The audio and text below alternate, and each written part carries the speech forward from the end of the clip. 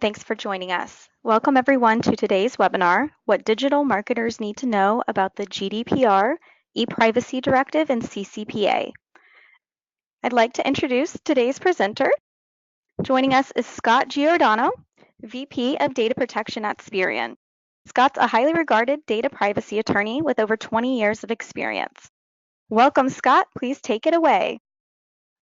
Thanks, everyone in the UK for joining us, and those of you that are in the US that have decided to brave the early morning to be on the call. Wonderful to have you as well. I really want to encourage everyone to ask questions as we go through this if you have any. Before we get started here, I want to just talk about the genesis of this presentation.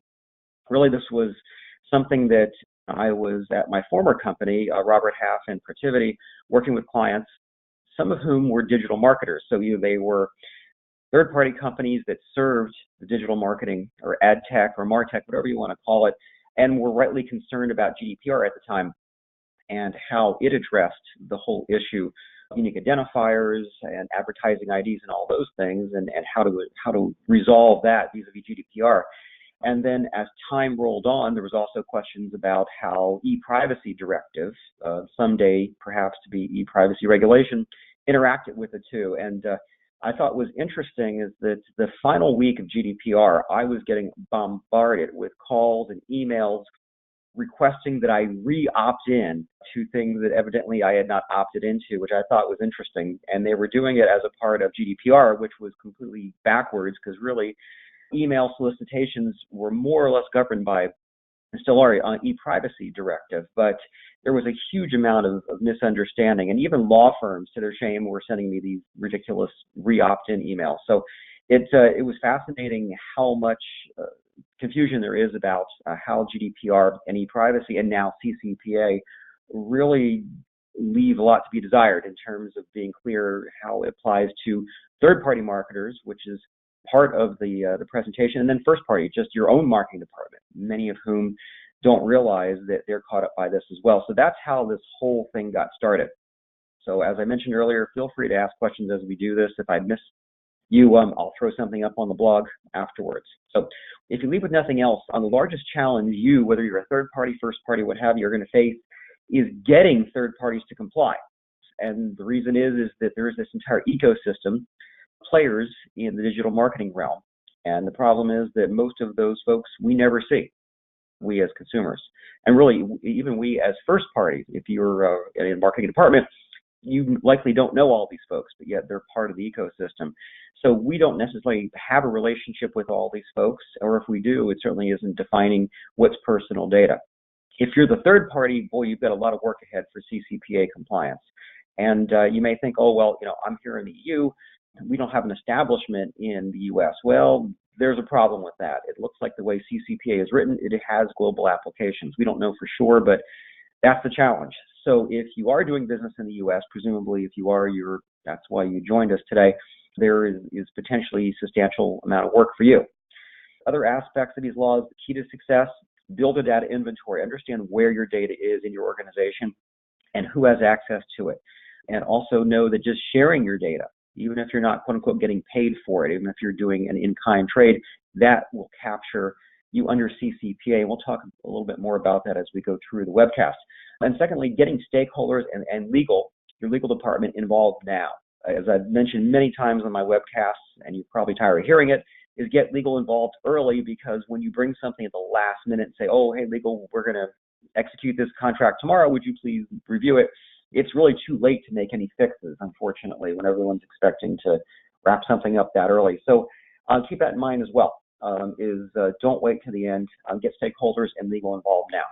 So with that, let's go to the next slide and talk about the fundamental problem. So digital marketing, as I mentioned earlier, it involves an entire ecosystem of participants behind the customer or the first party. Likely you're a digital marketer, maybe you're running digital marketing at your respective companies. All of your first parties need to work with the third party marketers who just do this for a living. They're involved in this, and there's a lot of these folks out there, again, many of whom we don't necessarily know because the chain is so long. So all of which need now to comply directly or indirectly, and the end user, the consumers know almost nothing about these folks, especially acute for CCPA. And as I mentioned earlier, CCPA may well have international application. It's written a little loosey-goosey, so we don't necessarily know. Problem is, here in the U.S., is that CCPA-like legislation is making its way through many of the legislatures, maybe about 10 or so states at the moment. I know here in my state, Washington, there's a version of CCPA that's making its way through, and I would not be surprised to see it pass before the legislation session end of next month. So we're likely going to see all kinds of local CCPA versions popping up all over the U.S., and not all of them are going to be confined just to the U.S., so keep that in mind as well. So let's dig into CCPA, which is our next slide, and then, let's go to CCPA, and I'm going to give you a summary. Forgive me if you've already seen the summary before, but it bears repeating. So this is the California Consumer Privacy Act, and what's interesting about this act is this was something that came very suddenly. I remember reading about this in, I believe it was just after GDPR went live. It was probably a month or two later, late June, I believe it was, of 2018, is suddenly the legislature was told in California, pass this law or else there would be an initiative petition happening in November that would be even an even stronger version of this law that would then likely wind up being passed by the voters. In California, there's such thing as initiative petition where voters can simply sign up for a law they want to pass and vote it into office, or vote it into law, if you will, and there's nothing the legislature can really do about it. So they were essentially put in a very tough position. They passed CCPA with what they had, and it's a mess. It's definitely just not the way you would want to see a law written, but it is what it is. So this applies to consumers, meaning California residents. Also includes employers, and in some cases, patients and students. We'll touch upon that briefly, but really, this whole thing is really about first and third party marketing. The three big rights: right to be informed about personal data collected by a business, and sometimes I'll use business with a capital B to emphasize that they are the first party. Also, right to access and delete that information, not terribly different from GDPR in that sense. Right to prevent personal information from being sold to third parties. That's different than GDPR. GDPR, you can't block the transfer of data, although with legitimate basis, which is something we don't really use with CCPA, that may well obviate that anyway. And then there's a right to data portability. So in theory, I should be able to package up all the data I have about you and give it to you in a format that you can use elsewhere. That's still a little bit more theory than practice. GDPR does implement that and promulgate that. This is something that was copied right from GDPR. The Act applies to all businesses that collect or use personal information, not just those located in California. And the Attorney General of California can enforce this. There's a bill going through the legislature right now in California to give up what's called a private right of action, meaning anyone can sue under this law. That's not passed yet. I don't know if it will pass, but if it does, that's a huge game changer, because now you've got potentially thousands of attorneys out there that have been deputized to go sue on behalf of this law. I'm going to do a full stop there. Abby, any questions that have rolled in since we started? Yes, Scott, we received a two-part question. So the first part is, with CCPA 1798.125 requiring prior opt-in for financial incentive programs, how much will the definition of financial include? That's a very good question. We don't know yet. We're still waiting for the Attorney General's office to issue guidance on this. So we just don't know what qualifies as financial, and really what qualifies as a lot of things. As we'll see in the webinar here, there's a lot of undefined terms or things that are vague, like household, for example. So the net of it is we don't know yet. And also offering financial incentives is an interesting concept, because we have the whole issue of offering what we call freemium models, where maybe you offer a stripped down version of a program, for example, an app, for free, versus one that you pay for, which has more features, versus a freemium model that is free. You're getting full features, but you're giving up personal information. And so we'll dig into that a little bit, but the net of it is we really don't know at this point what financial qualifies for. Awesome. So you answered the second part of that. I have one more for you. So for CCPA opt-ins, are businesses required to store opt-in with consumer records for reference?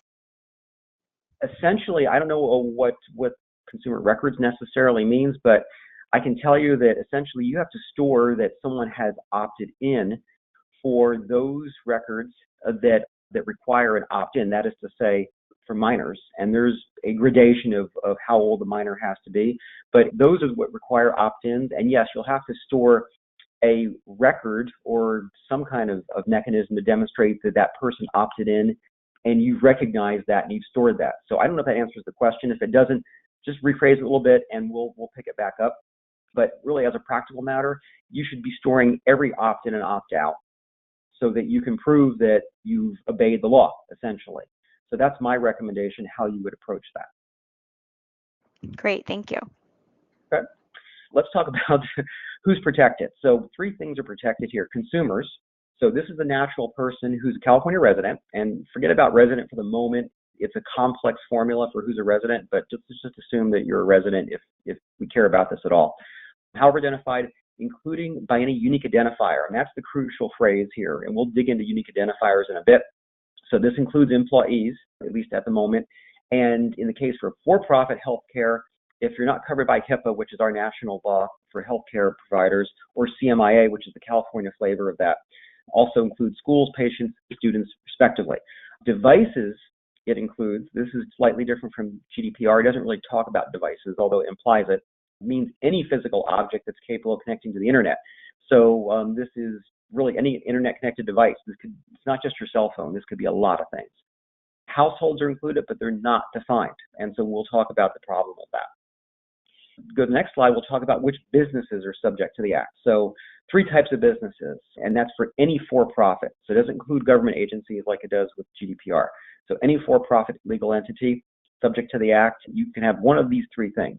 Have either annual gross revenue greater than $25 million, or loan or in combination, buy, sell, share, receive personal information of more than 50,000 consumers, households, or devices. We'll dig into that in a bit as well. Or you get more than half your revenue from selling someone's personal information.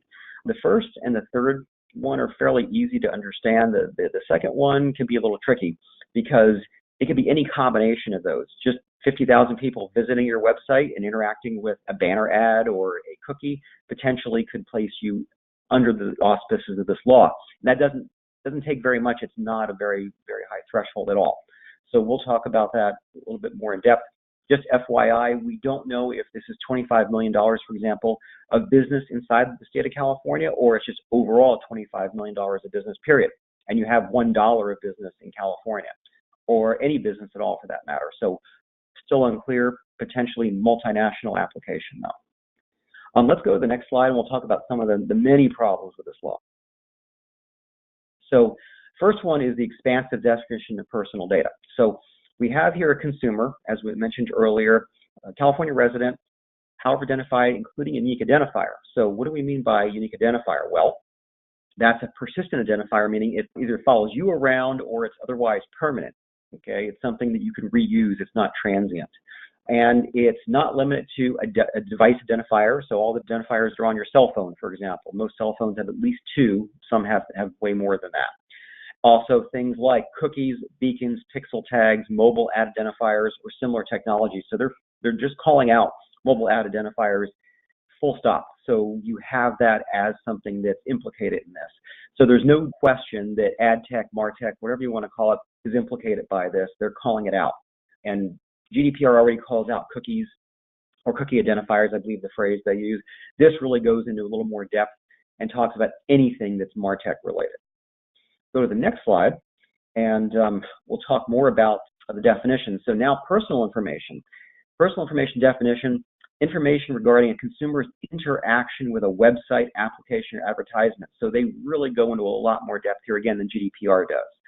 Something that, again, is not an accident at all. Also adds geolocation data to that list, which again is implicated by GDPR, but this is something that a lot of times you'll cross-reference geolocation data whenever you're using MarTech to get an idea where someone's interacting from what country or from locale. Then we go to the next slide and we'll talk about personal information is also including inferences drawn. And this is interesting. In GDPR, we talk about profiling, which is usually just based upon inferences drawn from personal data. It's not really in the definition of personal data per se under GDPR. Here, it's just flat out in the definition. So this is profiling. Sometimes you'll hear it associated with behavioral advertising, but it's really the idea of building a profile about someone. And this is personal data in and of itself. So again, you're taking this past what GDPR does. Although they regulate profiling, this really calls it out as personal information. Also, anything that identifies or associates personal information with a given consumer, you can make the argument that that is part of an inference or is leading to or supporting an inference. So the opportunity for calling something an inference is huge here. I guess that's really the point I'm driving at. Go to the next slide. Talk about a sale, because this is something that has really also caught people, is that it's not just money. So if you're sharing or exchanging personal information with third parties, but maybe you're not getting paid money, maybe you're getting something in kind, that's valuable consideration. And that puts you squarely under the auspices of CCPA. So just because you're not getting a check from someone doesn't mean that it's not a sale. The sale definition here, as you can see, is very broad. So unless you're for some reason just giving personal data away to third parties, and I don't know why you would do that, for no compensation whatsoever, again, a sale is contemplated by just about any relationship you have with a third party MarTech company as a first party. Let's go to the next problem. Is I mentioned households. So beyond the definition of a household, how do you know when a household's in scope? So what, that's to say, what qualifies as directly advertising or directing advertising to a certain demographic based upon, say, a browser or a cookie or some other analytic. So we think about it, there's no definition of households. If many of you have been in the privacy industry for a while, you remember back in 2012, we had this whole brouhaha over Target, a local retailer here in the U.S., directing advertising to someone and implying that the recipient was pregnant, which then led to the father recipient calling Target and exclaiming that, you're wrong, and then finding out later, no, he's wrong. The recipient was pregnant. So this made a big deal here in the U.S. about how Target knew that someone who was anonymous knew enough about them that they could direct information and directly to that household. So this is how we're looping back to the household. Didn't have the person by name, but were able to direct advertising, in this case through the U.S. mail, to that person. So that scenario, does that apply here? I think the answer is yes. You're directing advertising to the household, meaning you have information enough to identify a household, anyone in a house, that is to say. So resident who happens to be pregnant at such and such address, I don't think they would be that cynical about it, but that's the idea, is that that's what you're doing. So the point of this is that directing information or directing advertising toward a household is very easy to do and very easy for you to be captured by this. So you really have to take a look at how precisely you're targeting someone who's otherwise anonymous. So if you can get it someone within a given household at a given address, that's enough to implicate CCPA. So you can see how slippery the slope here is. Let's go to the next slide and talk about the next problem that you're going to have, and that is being a third party. So you're the third party here. You're a business, or let's say that you're a first party business and you're collecting information. At or before the point of collection, like GDPR, you have to inform consumers as to the categories of personal information to be collected and the purposes. So that's very similar to GDPR. It was pretty much just, I think, copied right from it. Here's the thing, that if you're the third party and you're working with the first party, how do you inform consumers? You have to ask the website or the publisher you're working with to preemptively collect it. And suppose you're not using cookies for whatever reason. Suppose you're using some other kind of MarTech. So this is a tough nut. If you're a third party, you've got to work very closely with the first parties, and maybe you're a third party to a third party. You still got to work with enough third parties to go back down the chain to the first party, to the company, for example, the marketing department you're working with, and be able to preemptively push all that information down to them so that you can inform, so they can inform consumers this is the information that's being collected with some precision.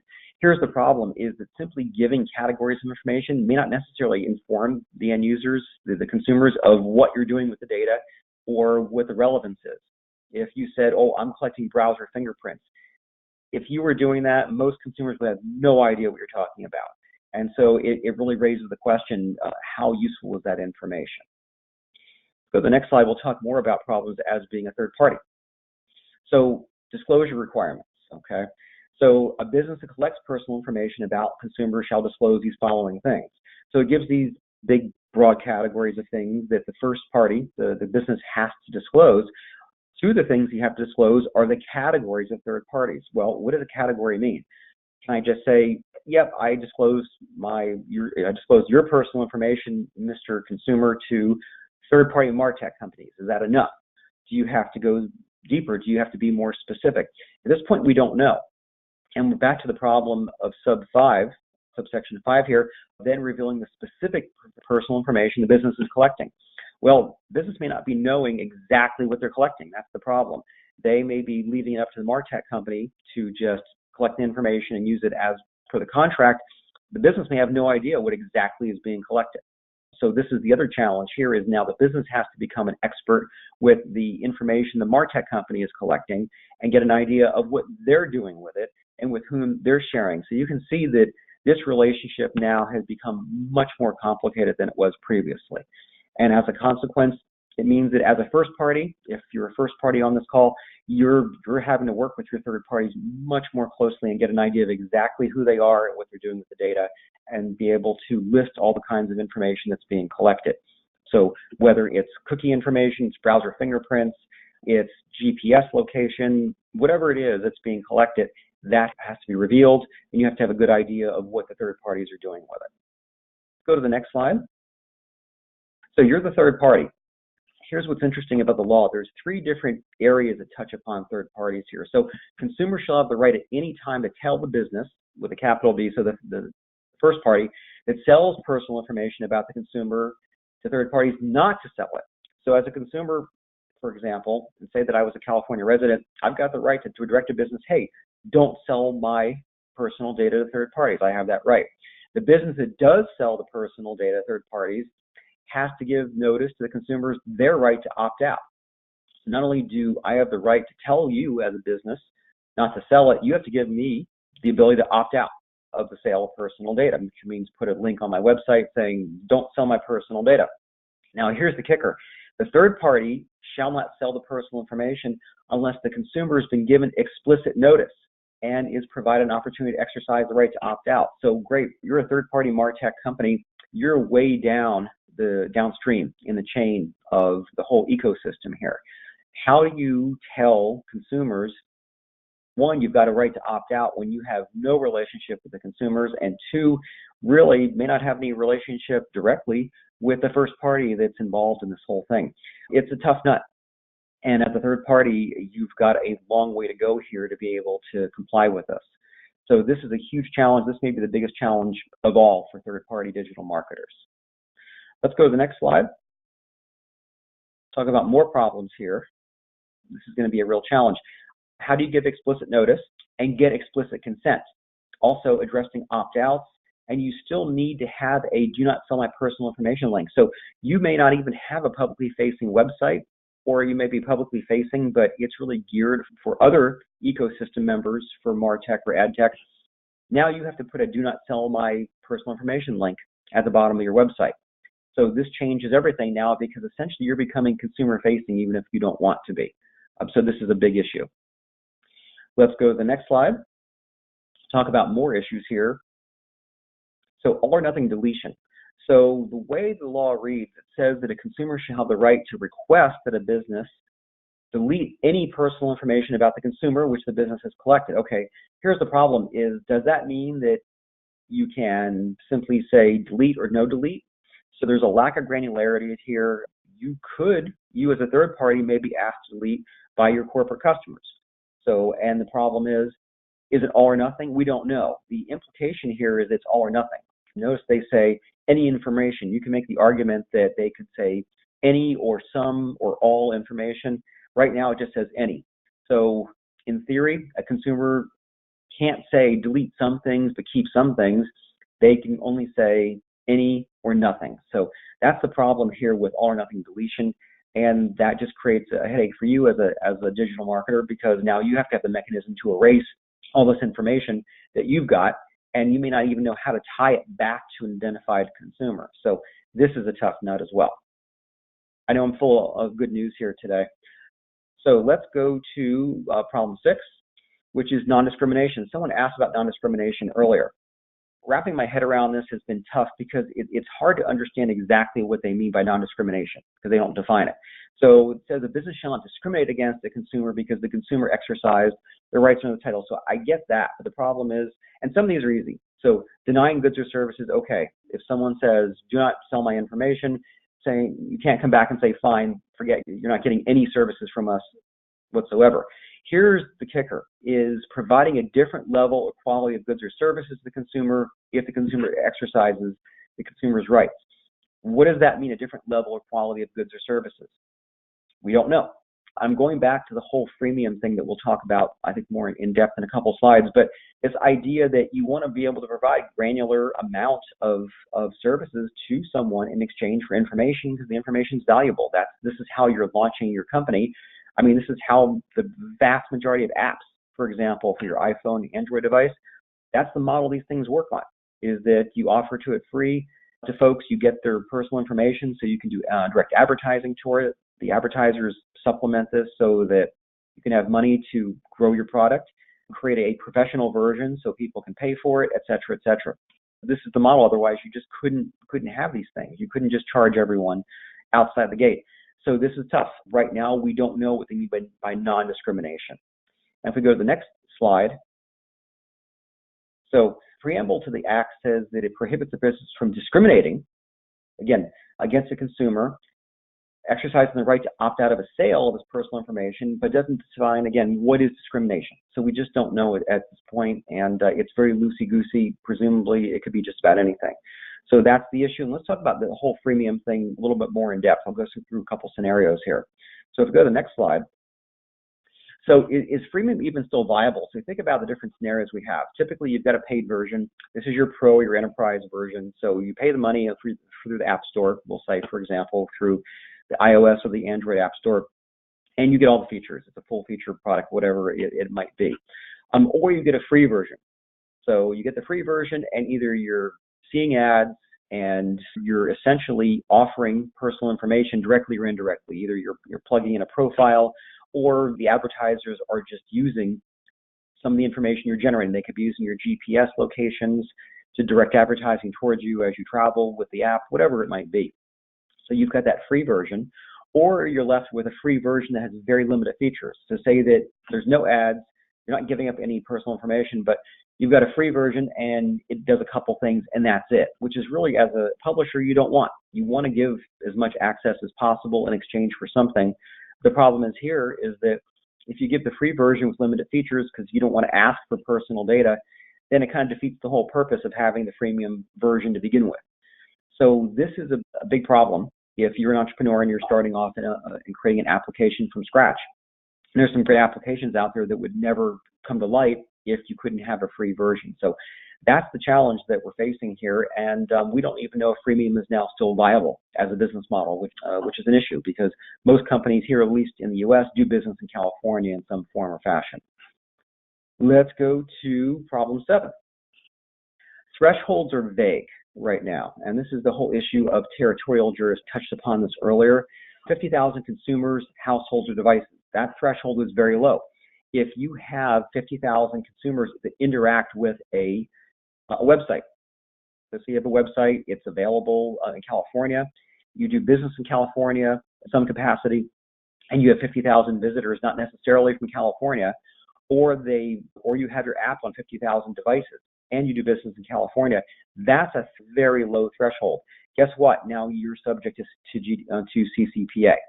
And the problem is the way it's written, it doesn't limit it to just folks here in the U.S. And potentially you could be a UK-based company. You don't have an office in the U.S., but you are conducting business there. You're shipping to the U.S. goods or services, or you have a digital store and you're transferring things to the U.S. Potentially now you're captured here in the U.S. So that's the challenge for those of you in the EU, is that this law may well apply to you, much like GDPR does here to us in the U.S. So this is the problem, is you really don't know when potentially you're going to be hailed into court because the threshold is so low. It takes very little to interact with an ad, for example, and to have 50,000 people do that over the course of the year, that's not that many people every day. And finally, I saved the best for last here, problem number 8, I have a question mark here. This is the private rights of action. So here in the U.S., we have an idea of a private right of action. And it does exist under GDPR, but it's much more profound here in the US, where you can have a law that is punishable by the state, so the Attorney General typically, or we have a state privacy office in California, but it's punishable by the government, but also the government can deputize attorneys to go and sue on behalf of aggrieved customers. So that's called a private right of action. And there is a bill going through the California Senate that would expand this so that CCPA could be essentially enforced by anyone, not just the Attorney General. So those of you familiar with litigation in the U.S. know that this is going to be an absolute circus if that happens, because anytime that there's a violation of this law, which isn't going to take much, then there's going to be a lawsuit. So this is going through the California legislature right now. I don't know if it'll pass, but it would not surprise me. And if it does, then that's a game changer, because now you have to be very careful about doing business in California at all. And so this is probably going to be the biggest of all challenges if this does come to pass, having to deal with that. That's the problems with CCPA. I know I've been a complete ray of sunshine here today on CCPA, but everyone has to know that this is a tough nut for them. So Abby, I'm going to do a full stop there before we go to GDPR. Questions, comments from anyone? Yes, we just received one. Based on the Attorney General's comments, should we at least consider that the 30-day cure period will disappear? I would presume so, yes. And frankly, this whole 30-day cure period I thought was absurd to begin with anyway. How do you cure a breach? How do you unring a bell? It didn't make any sense at all. I don't know what they were trying to accomplish with a cure period. So frankly, I would presume the cure period is going to be gone, and I would not rely on it, because how are you going to show that you've cured the problem? I mean, it just doesn't make any sense. So the net of it is just ignore it. It was a dumb idea. Great. That's all the questions we have for now. Okay, let's go to GDPR, and forgive me if a lot of this is redundant for those of you on the call on GDPR. What I really want to talk about are the things that I think were problematic for GDPR. And again, I'm relaying my own experience as a consultant, as an attorney. When GDPR went live, one of the challenges is the misunderstanding of how interaction between GDPR and ePrivacy Directive worked. And so we're going to talk about that and this whole idea of having a legal basis. So for GDPR, this whole issue of online identifiers. This is from Recital 30. I'm sure you're all well versed with it, but it talks about natural persons may be associated with online identifiers provided by their devices, applications, tools, and protocols. It calls out cookie identifiers. So whether it's cookies, cookie identifiers. So it flat out calls out MarTech all the way there. Okay, and then it talks about unique identifiers used to create profiles. So here's profiles again.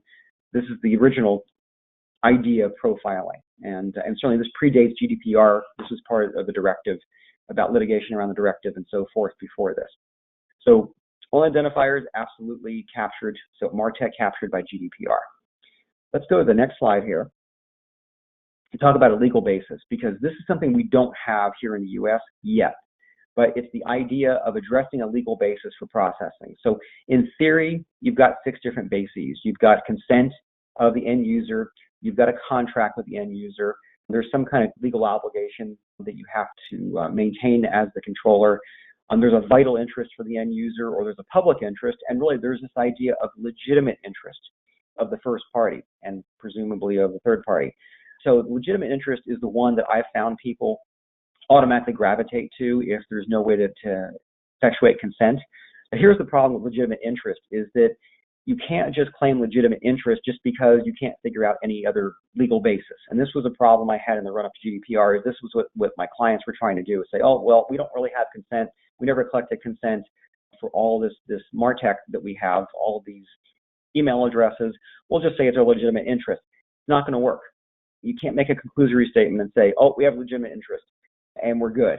Otherwise, it defeats the whole purpose of this. You really have to have documented in advance before you ever collected the personal information to begin with. And 99% of my clients never did that because they didn't know what was coming. So the idea that legitimate interest is going to be your basis is going to be unlikely, but I see it being used all the time. So as I mentioned earlier, no equivalent today under CCPA, but this would be a game changer here in the US if you require a legal basis for processing personal data. If that happens, then effectively we've got the GDPR here nationwide here in the US. Let's go to the next slide and we'll talk about direct marketing, because this is something that really bears repeating. So if your direct marketing is based on either E or F of Article 6.1, we just talked about that, and the data subject says, no way, I'm objecting to this marketing, then you have to come back with compelling legitimate grounds. And the question I always get is, well, what qualifies as compelling legitimate grounds? I don't know, and I've yet to see it. I mean, what could be so compelling that you have to send a marketing message to someone, or you have to process their data for a profile? I can't think of one. And so that's the problem, is pretty much if someone objects, you're kind of out of luck, unfortunately, under GDPR. And so sub 2 here, when personal data is processed, data subject has the right to object at any time. So this is something that was pretty much copied from GDPR for CCPA. And for sub 3, when data subject objects, personal data should no longer be processed. So essentially same thing for CCPA. Again, this was copied here, almost word for word. And then for Directive 2002/58/EC, so that's the e-cookie directive, essentially ePrivacy Directive, data subject may exercise their right by automated means, meaning your browser could direct a website not to accept cookies or not to accept third-party cookies, etc. Let's go to the next slide. And let's talk about some possible legal bases here. So we talked about consent. And here's the problem with consent, is how do you capture it? Okay, everyone has a cookie banner up. That's great. Here's the problem, is that in principle, for every different use of personal data, you have to get consent. Have you seen a granular cookie banner like that? I've seen one. And since GDPR came to light, I've seen one that will actually allow you to check different boxes and say you can use it for this versus this. So that's the issue, is one, how do you capture consent? Because in theory, you don't have to, per se, at least under European law, don't have to capture consent, but you have to prove that someone consented. So I don't know how you get there from here. As a practical matter, you're going to have to capture consent.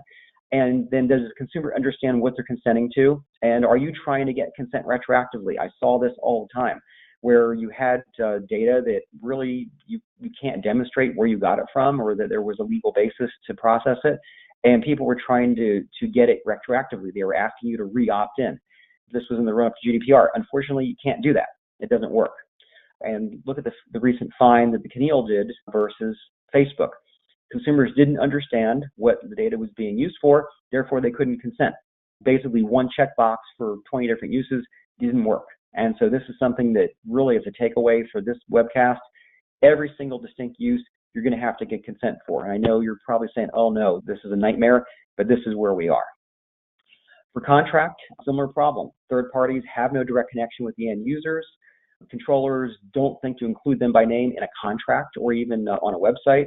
And then also there's this issue of joint controllers, where everyone is saying, or several parties are saying, hey, we're all joint controllers. Well, guess what? You're all subject to this then as well. And you can't leave it up to another joint controller to satisfy the GDPR. You have to do it independently of your joint controllers. Also, I mentioned earlier, legitimate interest. When do you start documenting it? Start documenting it now. Okay, if you haven't gotten it before, document it now, and don't try and do it retroactively. And don't just use legitimate interest because nothing else applies. If you are scrutinized by the ICO or the CNIL, you're going to lose, unfortunately, because they're going to ask you that documentation. Let's go to the next slide. Legal basis for email solicitation. So if you're sending to individual consumers, again, the consumer must have given an opt-in consent. There is in the UK an exception to this. We'll come back to that in a bit, but consumer must have given opt-in consent, or the sender has documented a legitimate interest. So we just mentioned that if you're a sender, you document legitimate interest, and you've done it before you sent the email out, then that's a possible legal basis subject to scrutiny. Again, Article 21, right to object is absolute and always available. So no matter what happens, no matter how often someone's consented or how many different legal bases you have, if someone objects, that's it, full stop, you've got to get rid of it. Data subject has to be informed of this right, and there has to be a mechanism to process the objection. So this may be, again, one of those granular cookie banners. It may be a different kind of banner or a different tool entirely that someone can log into and just check the boxes they want to check for things that they want to receive or not receive. I've seen those before, and they work very well. For business-to-business email solicitations, you've got a little more leeway. Either the employee has given opt-in consent, or the sender has documented legitimate interest. So same thing as before, you can email or text someone that has a corporate email address. that's fine. So info@company.com, you can do that all day. That's not an identified person, you're good to go. If it's first name, last name at company.com, that person can object, but you can still send them individual emails. Emails, text to business contacts are likely to be considered a legitimate interest. So say, for example, that you got a business card from someone at a trade show. That's likely to be considered a legitimate interest because someone's giving you that card presumably because they want to do business or want to talk further down the road. So you can make the argument that's likely a legitimate interest for you to be able to send them an email. Also, GDPR applies to business cards if you input data into a computer system. So if you've got Marketo or SFTC or whatever those things, then as a practical matter, GDPR is going to apply to that, just full stop. Let's go to the next slide. I'll talk about ePrivacy Directive because this is something that folks just get wrong all the time. ePrivacy Directive, this came about 2002. Sometimes it's called the cookie law, cookie directive, since really it's where all cookie banners came from. The UK has their local version of it. For those of you in the US audience, directive is something that is a set of principles, for example, that is promulgated by the EU and that individual EU member states have to implement locally. So imagine here in the US, if you're on the line from the US, that Congress established a set of principles and all 50 states had to then create a local law that reflected that. That's what a directive is. And the problem is that, at least here in the US, it would be a disaster because everyone would have their own version of what the law should be. So that's the issue with directives. It worked out reasonably well in the EU, but that's where this directive came from. It was designed to protect personal privacy versus marketing. And so the UK's version of that is the Privacy and Electronic Communications Regulations. And that's cited with some regularity by the ICO. There's supposed to be an ePrivacy regulation coming down the pike. I don't know if or when this will ever happen. If it does, it'll be one set of rules for the entire EU. Let's go to the next slide and just talk a little bit more about the directive. So here's the issue. Okay, the main interaction between the GDPR and ePrivacy Directive is this idea of consent. You have to use the standard for consent that the GDPR promulgates, which is going to be a more difficult one, if you will. It's got to be freely given, specific, informed, unambiguous. This is the standard. This comes directly from Recital 32. Remember that in the Keneal fine that happened at the beginning of January against Google, the problem was that there was not that freely given, specific, informed, unambiguous consent for all the different things that Google was doing. So as a consequence, that's why they were fined. So you must use GDPR standard for consent for ePrivacy Directive. However, for cookies, the only legal basis is consent. You cannot rely on legitimate interest. So the idea is that if you have a rule that is specific, then the directive takes over. In this case, the directive is very specific. You've got to have consent. Although they don't use the word consent, they use a different phrase, but the idea is you must have consent. Also, you must have prior consent before putting in a cookie, unless it's one of these strictly necessary cookies. So it's a tough nut. You have to get the consent first, then put the non-strictly necessary cookies. So I know that's a lot of fun. That's the way the law reads, and that's how the two interact. Let's go to the next slide. Talk about ePrivacy for email solicitation. So this is close to how GDPR, but not exactly the same way it does it. So the consumer has to have given specific consent, or there's this thing called a soft opt-in, which is local to the UK. And it's the idea that it's a previous customer has a similar product or the same product, they've been given a chance to opt out. So you can, in theory, send an email to this person. GDPR standard for consent still applies.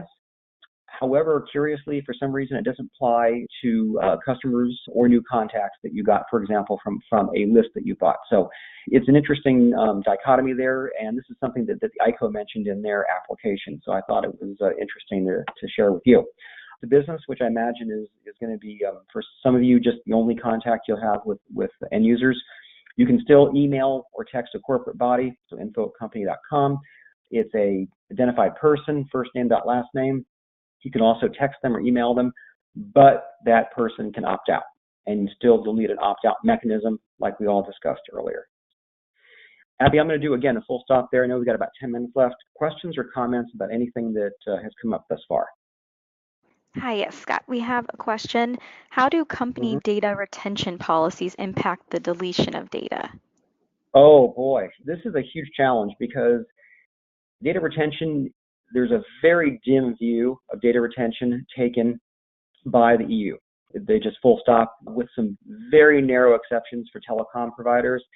EU does not like it. GDPR does not like it. Essentially, if you don't need the data, you've got to get rid of it. And this is in contrast here in the US, where you have a lot of regulations, and there's just a potpourri, if you will, of regulations that require you to keep data for 7 years, for example. SEC regulations, for example. Security Exchange Commissions, they govern. Those rules are extensive. They govern broker-dealers that sell securities here in the US, and typically you have to maintain data for 7 years. Also, typically medical providers are going to have to retain data for a certain time, et cetera, et cetera. It's a tough nut, and it's very difficult to resolve, because you can make the argument that you could have EU personal data here in the US, and you have to retain it by US standards, but not by GDPR standards. And you can't use US law as an excuse for that. It doesn't work that way under a legal basis. If you look at Article 6, Sub 1, it only applies to EU laws, not to US laws. It doesn't say that, but that's the reality of it. So the problem is, I would still obey the retention period, but I would ask yourself, after the retention period is over, do you really need the data? If you don't, get rid of it. If a retention period isn't governed by US law or some other country's law, I would seriously consider getting rid of it the second you don't need it, because I guarantee if you've got it and you're caught with it and someone complains, you're going to get into trouble. So that's the best way to handle it. There's no easy way at this point. And I had multiple arguments with clients about this, about retaining data and how long you have to retain it, and everyone has their opinion. So at this point, get rid of it if you don't need it. That's the safest way to go. Those are all the questions we have at the moment. Friendly Okay. reminder to all attendees, you can enter questions in the GoToWebinar console at any time. Let's go to the next slide. So just hot off the press, some of you are probably saying, hey, Scott, there was a EU opinion that came down last week on GDPR versus ePrivacy Directive. Yes, I read it. It didn't really add a lot, quite frankly. And I read it so you don't have to, because it was a torturous read. So it confirms what we know, relationship between GDPR and ePrivacy Directive. So it confirms that if you have a specialized rule for ePrivacy Directive, it takes precedence over general rules of GDPR and for ePrivacy Directive mandates. If it doesn't address something particularly, then the default rule comes from GDPR. So Article Sub 6(2), so user traffic data, for example. By the way, that's Article 6 Sub 2 of the ePrivacy Directive. I apologize. So telecom providers would rely on GDPR for governing their processor controller relationship with third parties, for example. Also, they call terminal equipment now, they call end user devices. Back in 2002, I guess terminal equipment sounded better, but now it's an end user device. So that's not just your iPhone or your Android phone, that's anything. It could be a laptop, it could be an internet connected device, it could be just about anything. So the net of it is that the opinion really didn't add a lot to what we know about the relationship between the two laws. So, but like I said, I read it so you don't have to. Okay, next slide. Let's talk about how we get there from here. So if you have to comply with CCPA, and I spent a lot of time about that because that's the newest and greatest law here, prepare draft updates to your privacy statement. There's a lot of content you're going to have to add. Even if you don't have a relationship with the end user, you're going to have to push that. You're going to have a privacy statement on your website for end users that you don't know of, and you're going to have to push that information to everyone in your third-party chain all the way back to the first party. Determine how you're going to address data subject access requests. You may never have had to, now you do. Okay, so if a consumer says, hey, I want to know what information you have about me, then you've got to cough it up, unfortunately. Create, if you need one, validate and periodically update your data inventory. There's more there than you think. In every case where I've done data inventories, we've found all kinds of stuff we didn't know was there. Understand who's in your ecosystem and what your relationship is to them. This really just is completely opposite to what we do now as first parties, where we may know one link in the chain, but we don't know all the links behind them. You really want to get to know who's in that chain and potentially be able to get into contract with them directly or indirectly.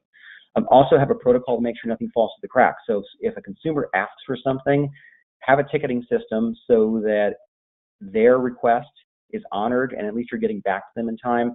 It's very easy for an authority to, like the California Attorney General's office, to say, hey, you never got back to this consumer, they complained, now we're coming after you, we're starting an investigation. It's the last thing that you want to have happen. And if we go to the next slide, for ePrivacy and GDPR, same thing, validate and periodically update your data inventory. Take a second look at your legal bases, especially the legitimate interest. Get your counsel involved in this because typically they're going to write the memo that says you have a legitimate interest in such and such things. Don't just try and write it on your own. Get your attorney involved in as soon as you can. If you are using consents, do your data subjects truly understand what you're doing with the data and what they're consenting to? Remember the Google fine. I recommend everyone take a look at the Google fine case. It's only a couple pages long that the Keneal published, and it's well worth reading because it flat out says if people don't understand what they're consenting to, consent's not valid. And since, at least for cookies, you're relying on consent, that's a big issue. Let's go to the next slide. This is the sample data inventory. If you've been on my webcast before, you've seen this.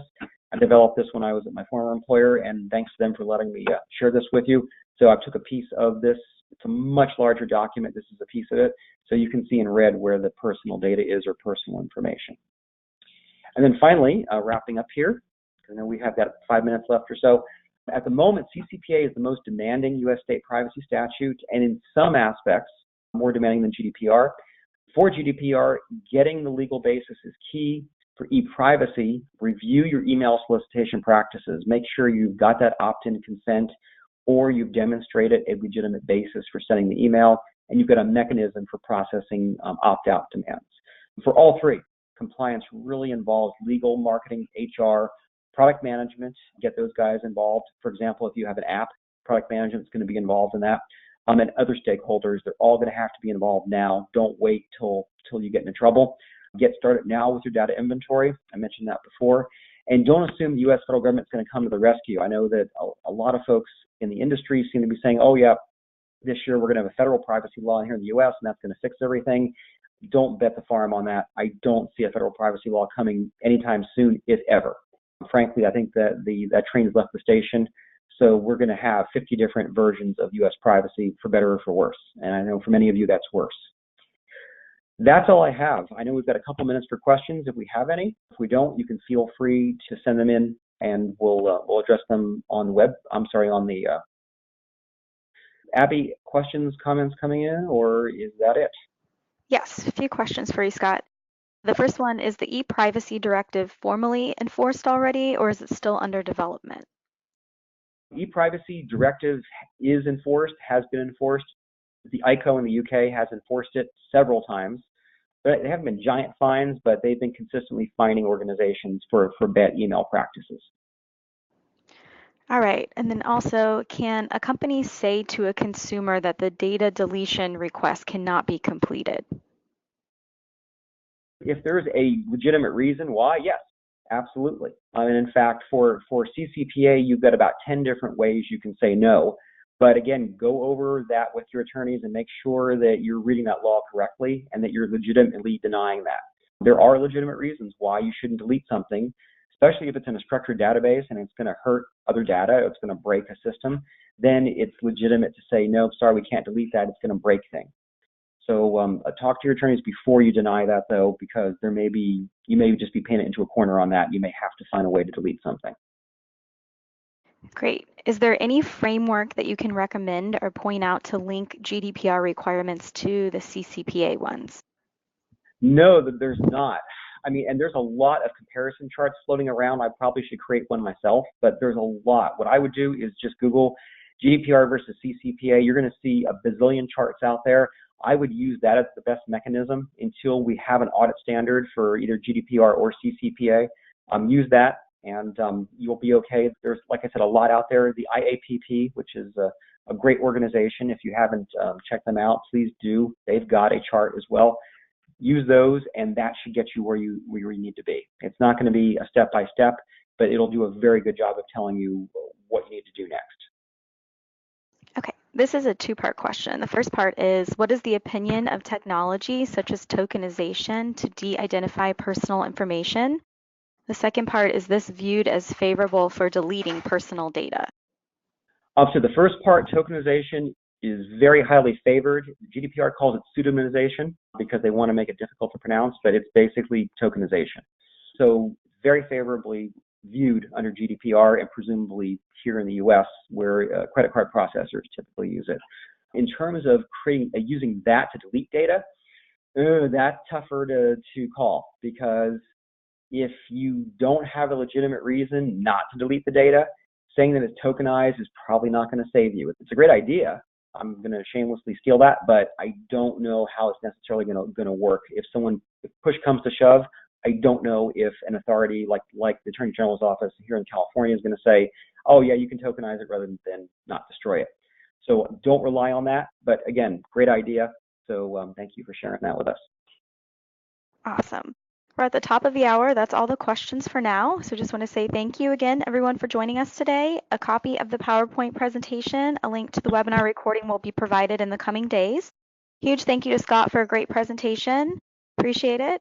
We hope to see you all at future webinars. Thanks again. Have a great day.